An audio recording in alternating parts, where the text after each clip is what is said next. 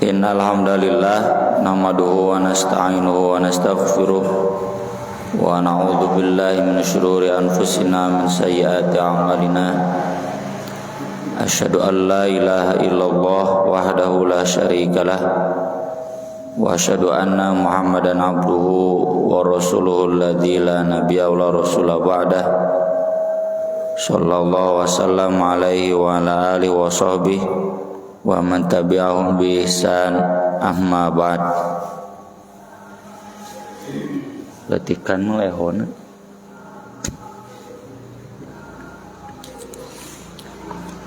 babu taqasumil musyrikin ala nabi sallallahu alaihi wasallam. Kaum musyrikin saling bersumpah untuk membinasakan Nabi sallallahu alaihi wasallam. Abu Hurairah radhiyallahu an menjelaskan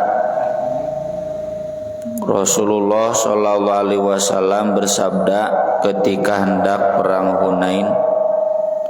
Perang Hunain itu perang kepada suku Hunain yang bertetangga dengan Makkah dan satu kota besar, dan ini terjadinya sesudah Fatu Makkah.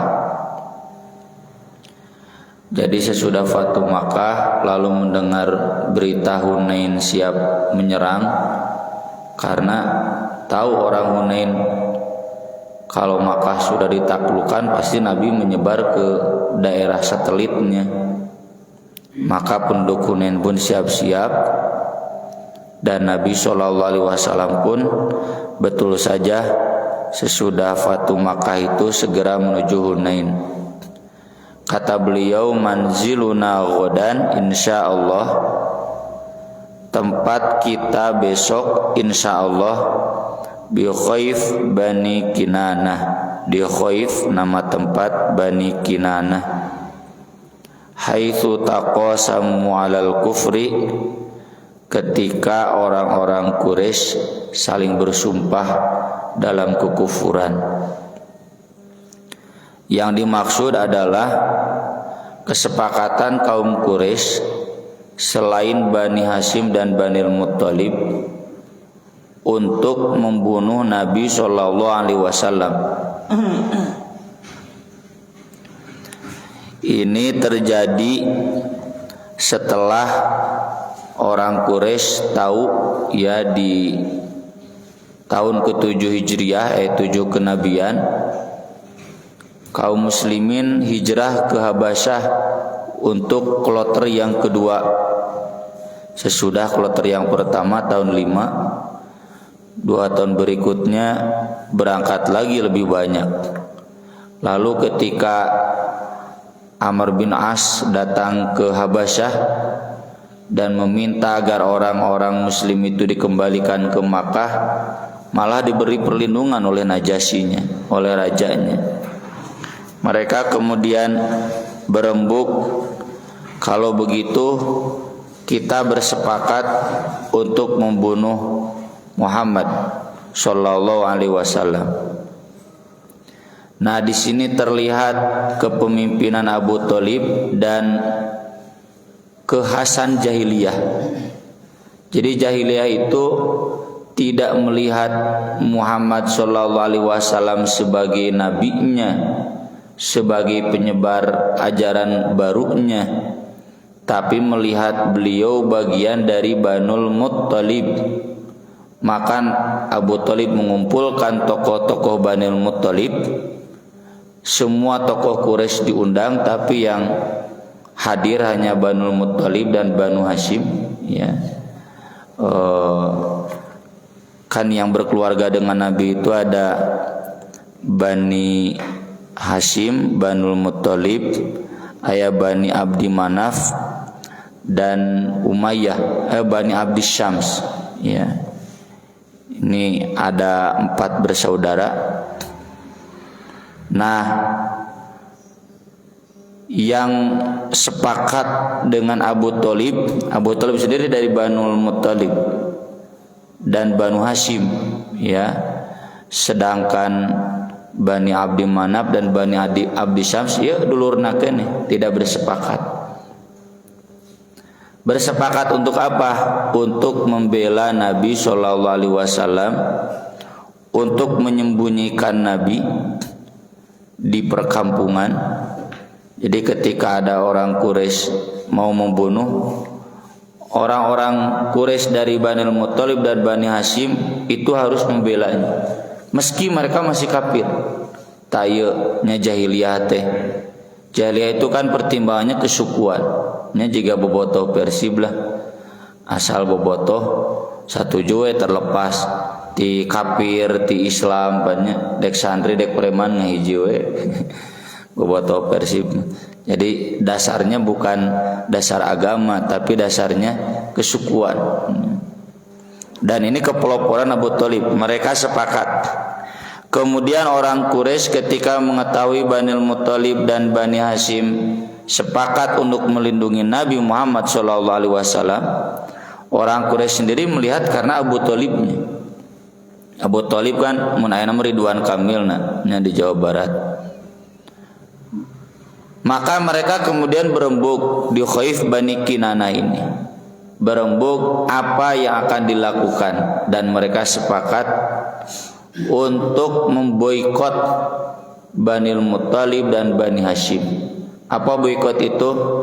Tidak boleh ada yang menjual barang ke sana, dan tidak boleh ada pedagang di sana yang menjual ke luar wilayahnya. Misalkan Situ Aksan, ya, nggak boleh ada orang Situ Aksan yang dagang di luar wilayah Situ Aksan, dan tidak boleh ada pedagang luar yang masuk daerah Situ Aksan.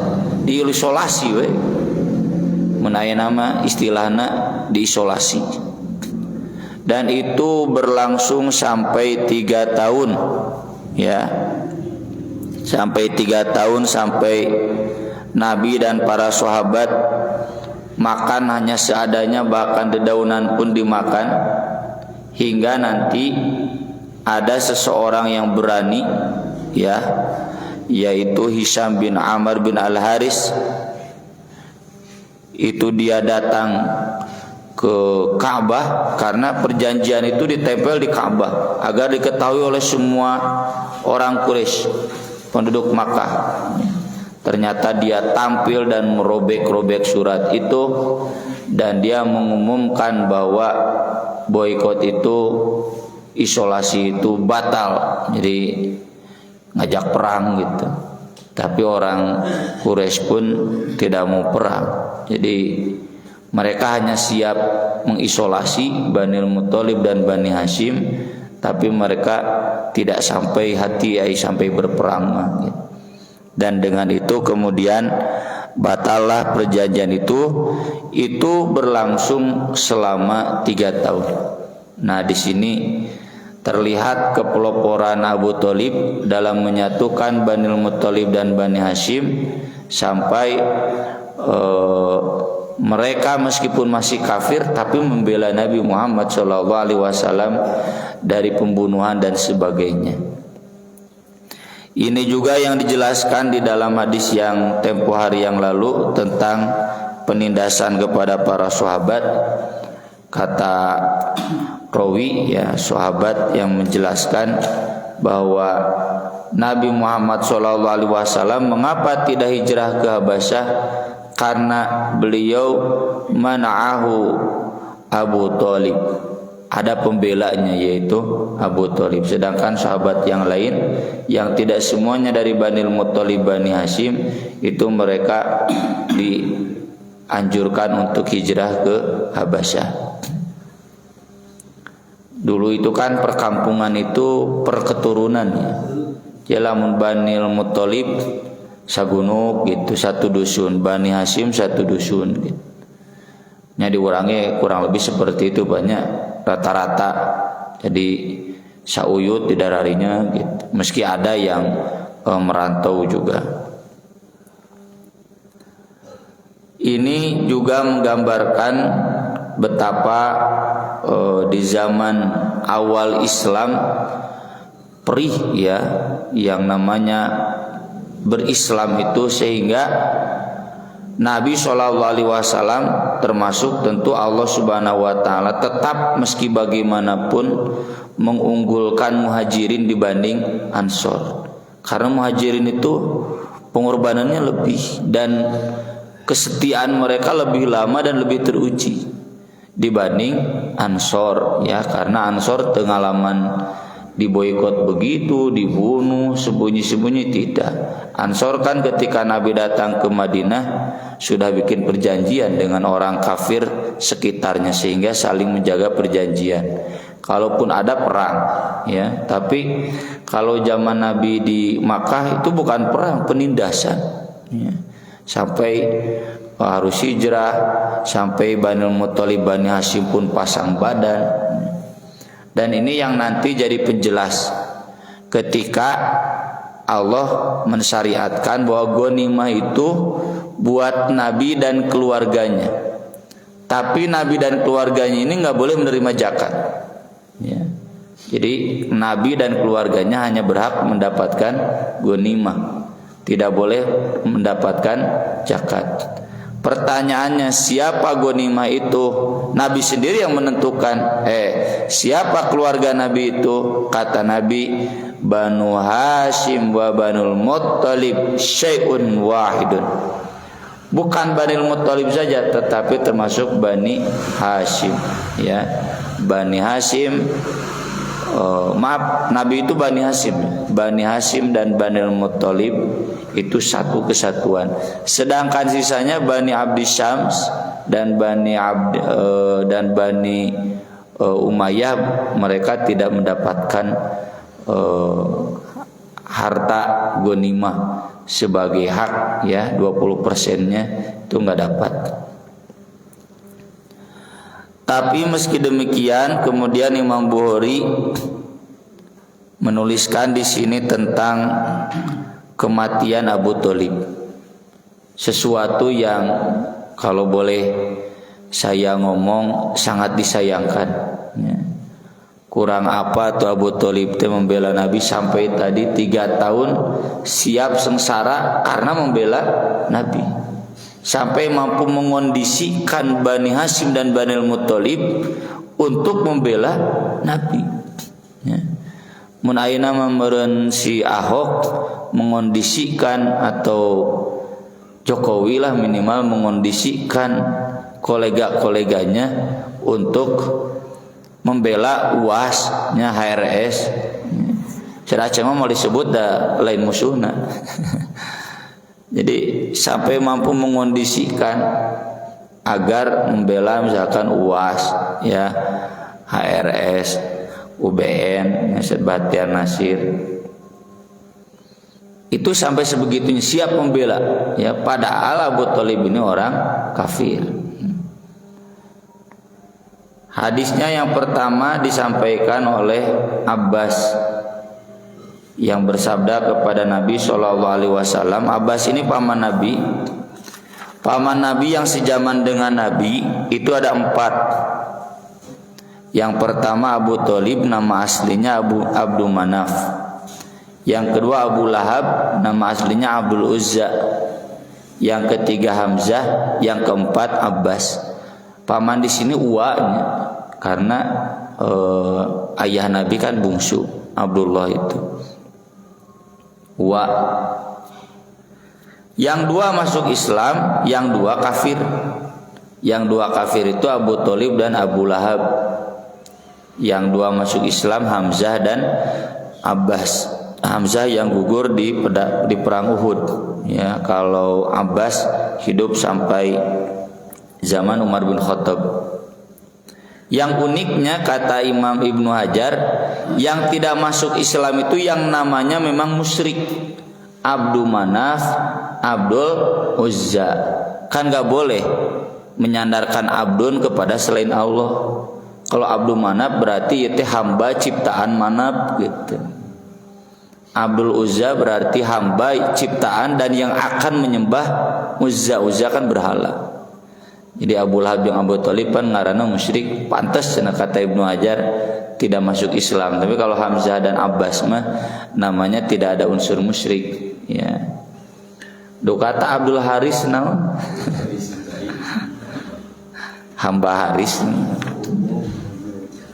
Memang kalau dalam hadis Abdul Haris itu nama musyrik, ya harus diganti, ya. Tapi keun we da digeroana teu Abdul Haris. Anggap Abdulnya tidak ada. Abbas bertanya kepada Nabi SAW, ma aghnaita an ammik fa wallahi kana yahutuka wa yaghdabu lak. Kenapa Anda tidak bermanfaat sedikit pun untuk paman Anda? Demi Allah, paman Anda itu dulu yang mengurus Anda dari sejak kecil, sejak kakek Nabi wafat kan. Diurusnya ku Abu Thalib. Kenapa? Karena Abu Thalib dan Abdullah ini adi lanceuk pisan, sepupu dekat gitu, kayak saya sama Ustaz Irsyad deket. Dan kemudian kakeknya mau menitipkannya ke Abu Thalib, tidak ke Abu Lahab karena jauh padahal lebih kaya. Tidak kepada Abbas tapi ke Abu Thalib yang bahkan miskin. Kenapa? Karena memang beliau pemimpin suku, ya, sesudah Abdul Muthalib. Dia yang dulu mengurus Anda, wa yaghdabu laka, dan dia marah untuk Anda. Dia siap membela Anda. Tapi kenapa cenah Anda enggak bisa menyelamatkan Abu Thalib? Jawaban Nabi, huwa fi dahdahin min nar. Dia ada dalam dohdoh api neraka. Dohdoh itu genangan air yang sampai mata kaki, nya munaina naon atuh becek ente beceknya banjir banjir Cilencang lah, satu mata kaki. Ini api ini. Kalau di laut pantainya, ya.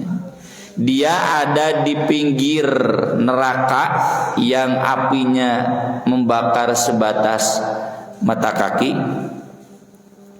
Walaula ana, seandainya bukan karena saya, lakana fid darkil asfali minan nar. Dia akan berada di tingkat yang paling bawah, di nakrakna dari neraka. Tapi karena saya justru Abu Thalib itu di pinggiran neraka, di atas, paling atas pinggiran, terbakarnya hanya sebatas telapak kakinya saja. Dalam riwayat lain Abu Sa'id Al-Khudri menjelaskan Nabi SAW ketika diceritakan tentang jasa pamannya Abu Thalib, bagaimana pengorbanan beliau untuk Nabi Muhammad SAW sampai wafatnya beliau pada tahun 10 kenabian. Jadi boikot atau isolasi itu batal. Tidak lama dari itu Abu Thalib meninggal dunia. Kata beliau, la'allahu tanfa'uhu syafaati yaumal qiyamah. Dasar tukang gojek, tak naon tong digas. Mudah-mudahan bermanfaat untuk dia syafaatku yaumal qiyamah, pada hari kiamat. Fayaj'ala fi dahdahin minan nar, dia hanya ditempatkan di pinggiran neraka. Yablughu ka'baihi, yang api itu hanya membakar sampai dua mata kakinya. Yaghli minhu dimaghuhu, tapi memang sampai bergejolak, sampai mendidih ubun-ubunnya. Jadi sinu neraka mah nu kaduruk suku naungkul ge ngagolak sampai ubun-ubunnya. Panas. Ini memang tidak terbakar tapi panas bikin ka dia. Itu syafaat Nabi untuk orang kafir hanya satu, yaitu buat Abu Thalib saja. Kenapa sedemikian, tanda kutip ya, kejam Allah? Cing atuh nu geus ngabantu mah gitu kan. Ini saya teringat baca buku Ahmad Wahib. Ahmad Wahib itu orang di Indonesia yang pertama kali menulis buku liberal. Bukunya kecil, ya.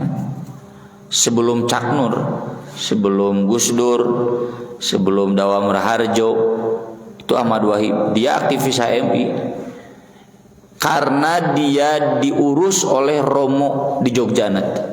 Dia mahasiswa miskin, lalu diambil nanti ku Romo, kan orang Kristen mah sosialnya danana gede kan, termasuk punya panti asuhan. Ini mah bukan panti asuhan, diasuh ku Romo, diurus sampai lulus nih. Dia kan nulis, si Ahmad Wahid itu, mana mungkin Tuhan memasukkan Romo saya ke neraka.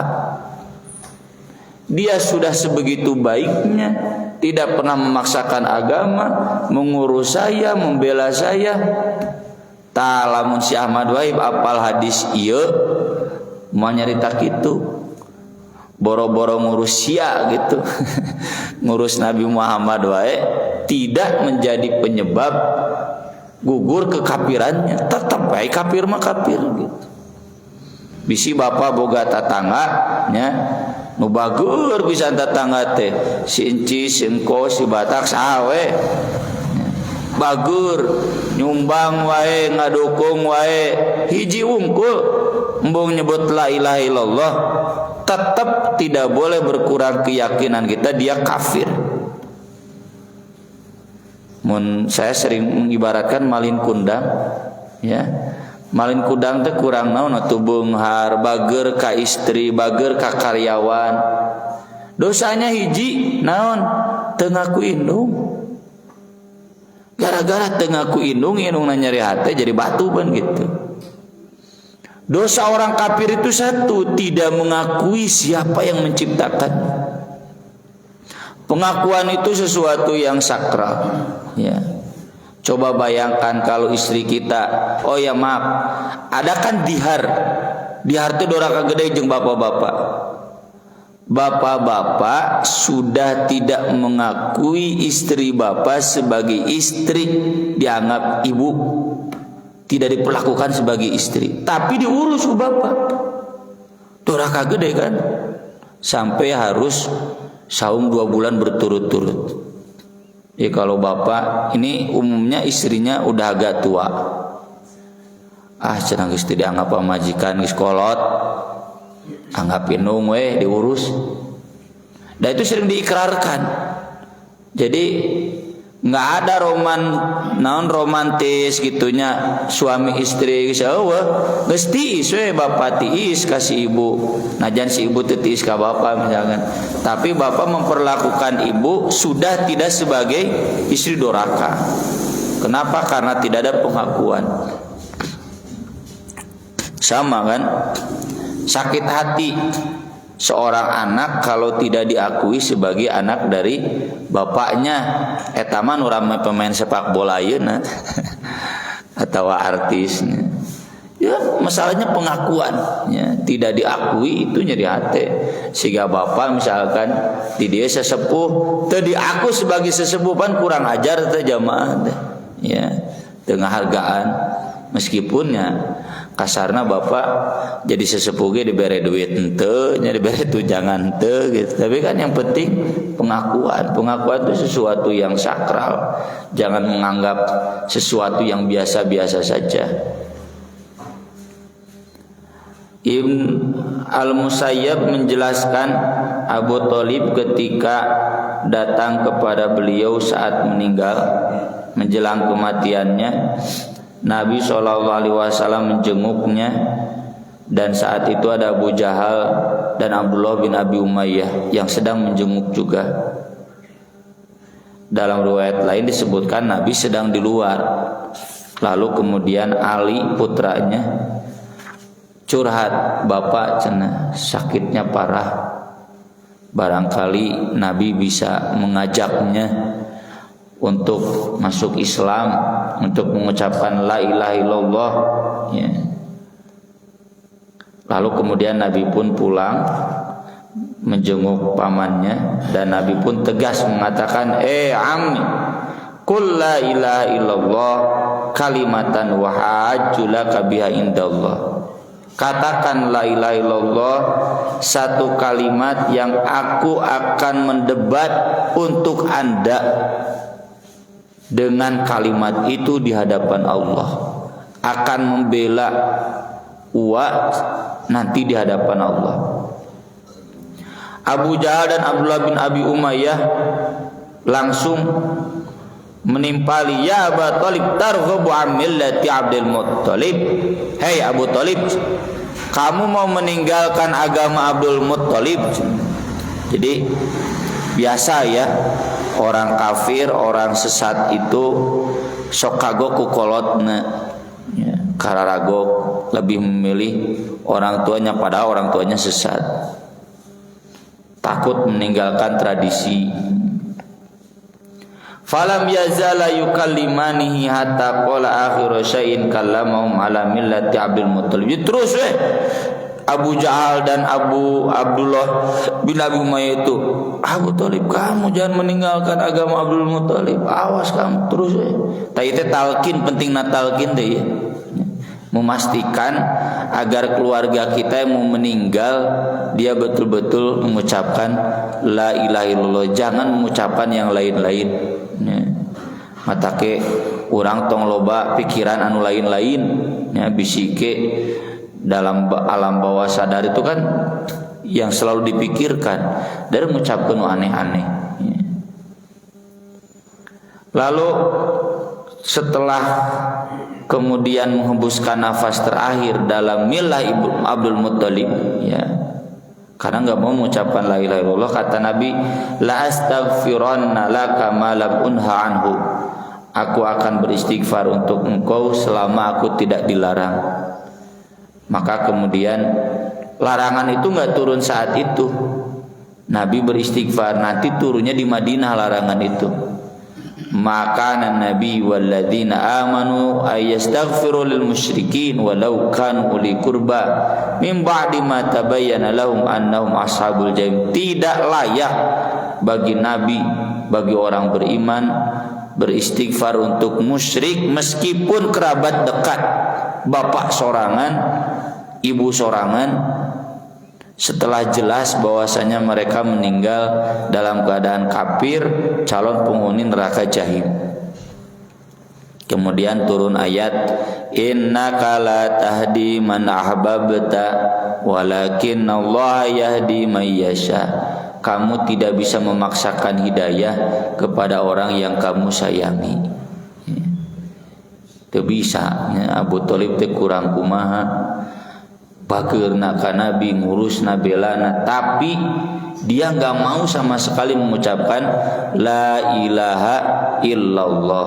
Ini jadi dalil bahwa orang kafir itu selama dia kafir tidak mau mengakui la ilaha illallah, sabager-bageurna oge angger khalidina fiha, kekal di neraka. Dan pasti akan masuk neraka ke tengahnya, ke dalamnya. Ya mau Abu Talib di sisi itu karena ada syafaat Nabi. Yang kedua, ini menunjukkan bahwa la ilaha illallah itu cukup untuk menjadi bukti bahwa seseorang muslim. Jadi kalau dia masih berani mengucapkan la ilaha illallah, berarti dia muslim dan jangan kita kafirkan. Meskipun ini kasarna teu salat, teu zakat, teu saum, tapi dia masih ada la ilaha illallah, itu bisa dibela. Dan kita tahu dalam hadis-hadis syafaat, orang Islam yang tidak ada amal soleh itu, asal ada masih la ilaha illallah, itu ada peluang dipindahkan dari neraka ke surga. Tapi tong lalawor akan neraka manya, baiklah cenah ke surga. Kemudian yang ketiga, ini jadi dalil bahwa menjelang kematian itu syaratnya la ilaha illallah saja, nggak harus sholat, zakat. Jadi seandainya ada orang kafir yang mau ya betul yakin itu cukup mengucapkan itu saja meskipun dia belum sempat sholat, belum sempat zakat, ya, belum sempat haji. Ini juga pernah saya tuliskan dulu, sahabat yang masuk surga tapi belum pernah sholat. Pas perang Uhud kan, udah berkecamuk perang, tiba-tiba hidayah masuk. Dia datang ke Nabi, Nabi, kalau saya ikut perang, udah syahadat, saya dapat apa? Surga. Perang, mati, teu sholat, teu zakat, teu saum, ya, mati dalam keadaan perang. Cuma berapa jam? Ya, hidupnya kurang lebih 1 jam. Nabi SAW sendiri yang mengatakan dia akan masuk surga.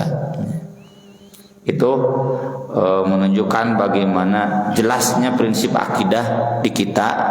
Jadi sekali lagi, seseorang itu dinilai yang terutamanya di pengakuan la ilaha illallahnya. Sajahat-jahatna tetap orang kudu respect kanu la ilaha illallah mah, karena dia minimal mengakui. Dan sabager-bagerna ari teu la ilaha illallah mah tetap kita jangan terkecoh, tetap harus mengakui dia sebagai kafir, meski tentu bukan berarti harus memusuhinya. Karena kata Allah, selama orang kafir tidak memusuhi kita, maka kita harus berbuat baik kepada orang kafir tersebut. Sekian yang bisa kita bahas pada pagi hari ini, mudah-mudahan bermanfaat. Mangga bila aya pertarosan yang akan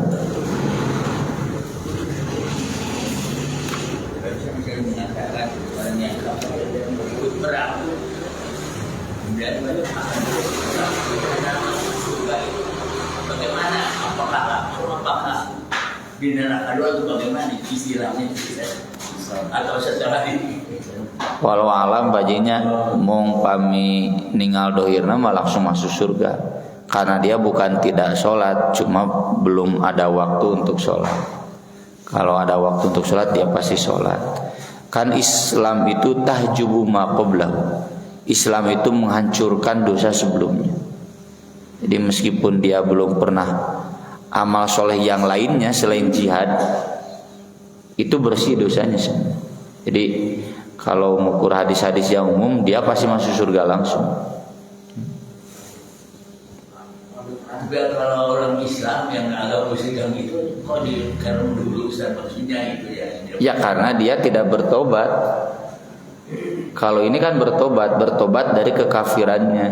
Kalau itu pelacur, termasuk pengamal musyrik, sampai matinya dia nggak bertobat.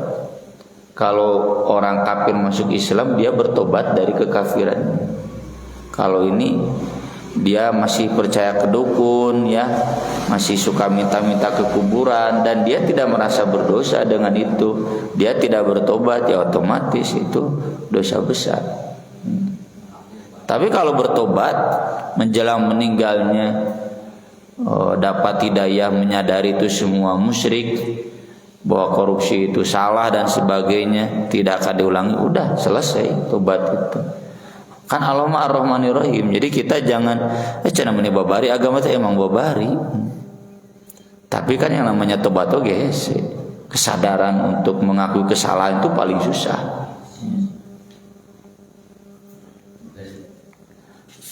Sanesna ya deh. Cekap ya, atur nuhun. Insyaallah kayak disambung dina kajian salajengna. Aku lo qauli hadza wa astaghfirullah li wa lakum subhanakallahumma bihamdik asyhadu an la ilaha illa anta astaghfiruka wa atubu ilaik. Wassalatu wassalamu ala Rasulillah. Wassalamu alaikum warahmatullahi wabarakatuh.